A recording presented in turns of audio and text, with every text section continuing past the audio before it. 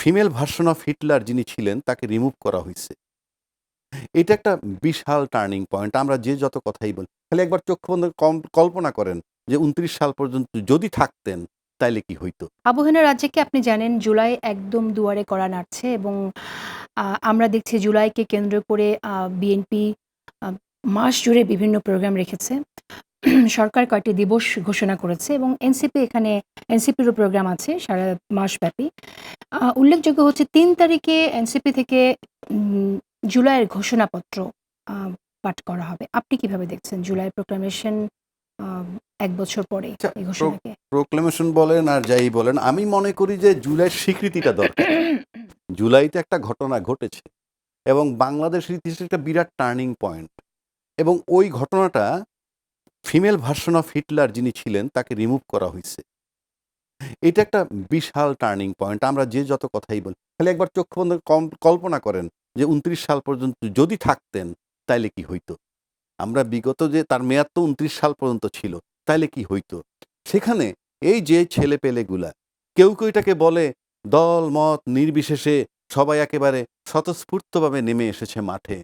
নেতৃত্ব ছাড়া নেমে এসেছে। কেউ না কেউ তো অর্গানাইজ করছে। কেউ না কেউ অর্গানাইজ করেছে। যেমন একটা কথা আছে, যদি অপ্রাসঙ্গিক না তারপরেও বলি যে সব প্ল্যান মাফিক হইছে। যেমন ধরেন, আমার ব্যক্তিগত বিবেচনায় ১ তারিখ সিদ্ধান্ত হয়ে গেছে যে সরকার চলে যাবে। আমার ব্যক্তিগত বিবেচনায় পরবর্তীকালের সমস্ত ঘটনা যদি পর্যালোচনা করি, ডিসাইড হয়ে গেছে ওনাকে চলে যেতে হবে। এখন এই যে ডিসাইড হয়ে যাবে চলে যেতে হবে, তাহলে এটা পরিকল্পনা হয়ে গেছে উনি চলে যাবেন। আর যারা অর্গানাইজ করছে, আপনি বলেন দলমত নিয়ে কেন ৬ তারিখের প্রোগ্রামটা ৫ তারিখ নিয়ে আসলো? তাহলে একটা গাইডলাইন ছিল, একটা নেতৃত্ব ছিল, সেটা আনসিন হোক। একইভাবে যদি আপনি ধরেন ৬২৬ জন লোক যে ক্যান্টনমেন্টে আশ্রয় নিল, আমরা ১০ মাস পরে তালিকা পাইলাম। কিন্তু এটা কি, ওটাও তো একটা পরিকল্পনার পার্ট হতে পারে, আমি ঠিক জানি না। তা না হলে তাড়া করতেছি আমরা, ছাত্র জনতা তাড়া করতেছে, যাতে ৬২৬ জন পালায়ে গেছে। ক্যান্টনমেন্টে ঢুকতে গেলে তো জিজ্ঞেস করে, কে আপনি, কোথায় যাবেন?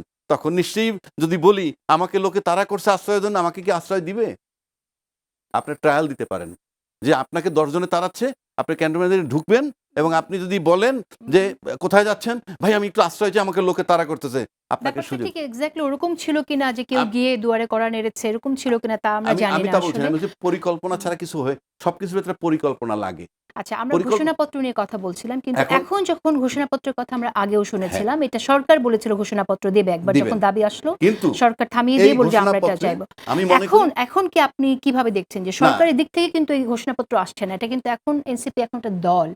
দলীয় ঘোষণাপত্রকে এখন জুলাইকে পুরোপুরি এটা না, নাকি এটা সবার না, এন্ডোর্সমেন্টে না, সরকারের করা উচিত ছিল? দলীয়ভাবে যদি সে করে, হু, হু, আমি মনে করি সেটা একটা রাষ্ট্রীয় এন্ডোর্সমেন্ট দরকার। তাহলে আপনি করে আপনি রাখবেন। তো তাতে তো কিছু আসে যায় না। এবং হু, হু, আপনি করে আপনি রাখবেন, তারপরে আপনি ক্ষমতায় যাবেন, এমন যদি কোনো নিশ্চিত ম্যাটার থাকে, তাইলে আপনি গিয়ে করতে পারেন। হু, হু। কিন্তু যদি দলমত নির্বিশেষে, আমি মনে করি বিএনপিকে সরকার যথেষ্ট মূল্যায়ন করছে। তখন কিন্তু বিএনপি কিছু সময় ক্ষেপণ করছে এবং বলছে এটা করবে।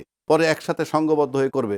সেই হিসাবে আমি মনে করি জুলাই সনদ, জুলাই চার্টার বলতে যা বুঝায়, সেটা যাই হোক, সেটা দলমত নির্বিশেষে সবার ঐক্যমত্যের ভিত্তিতে হওয়াটা উচিত।